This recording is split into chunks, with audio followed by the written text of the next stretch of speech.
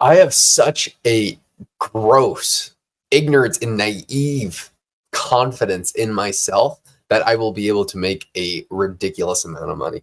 This month, I've spent a ton of money, a gross amount, where today I looked at my bank account and I had $400 in it. And it's really, I mean, I would have spent that $400 tonight on a nice steak dinner though. I think that's definitely a problem with how little I care about if I spend money or not, simply because I have such a high confidence in myself to be able to make the money back virtually instantly. But it's also because for a lot of my clients, I get paid quarterly, and that's coming up for a few of them in like any day now. And so, I mean, my bank account's in a few days going to be higher than it's ever been. Yet right now I have $400 in it, but the concepts are still the same. Because when I was in high school and had a normal job or didn't have a way where I could force income into my bank account, if I actually did have very little amounts of money right now, I could easily make an extra 10, 20, probably $30,000 per month incredibly quickly because of the network that I've built, because of the skill sets that I've developed, and because of the demand I have for my work. I could just make a few texts and say, hey, I've opened up some availability. If you want to work together, let's hop on a call. I remember when I was first starting kind of the first offspring of the business that I have today, I was always just trying to reduce my expenses. And the main reason for that was because I could not produce as much value as I can today. When you start to be able to know, when you have an overall very good skill set, and then there's a bunch of tactics that you can play onto that, where you can make a lot of money pretty quickly. I mean, it's not long term, it won't be incredibly substantial. There are tactics that you can do. And for example, right now I help very large businesses, help them grow their social media and then help them convert them into customers. And I usually just take a piece of what they are doing. And so people would say, well, Josh, what do you actually mean by that? Here's what I would do with, which is a tactic that could instantly produce a bunch of revenue.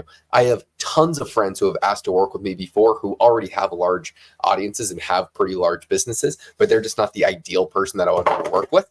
And I would just take one on as a client and say, hey, I'll take 30% of excess to what you are currently making for the next few months or whatever for me helping you do this. And so because I would be able to get them more views very, very quickly and very easily. And if I was doing it myself, it would be very cheap if I had no money.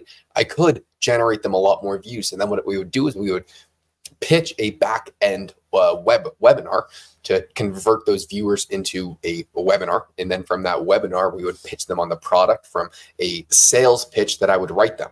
And so they would be going over this value stack sales presentation in this webinar, where it is all psychologically just giving them more value. From that value, there's an unfilled desire for a particular avatar that your back-end product fulfills. And from that, you can have a very high converting webinar. And if you can get a bunch of views, you can get a bunch of people to the webinar. And if you have a great business, you can sell a bunch, which for one of the first clients that I took on and we did this method for, we did about $70,000 in a day.